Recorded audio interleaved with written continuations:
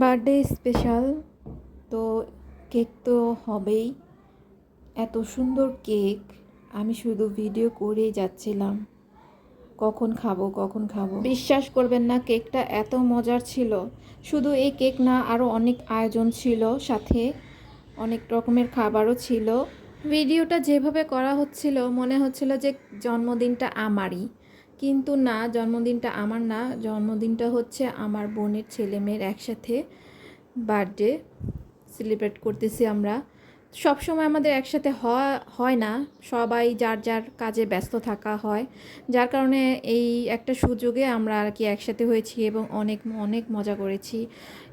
খাবার এত মজা ছিল, শুধু এই খাবারগুলো না, সাথে বিরিয়ানিও ছিল, বিরিয়ানি রান্না করেছিল, সেটাও খেয়েছি, যেটা ভিডিও করা হয়নি।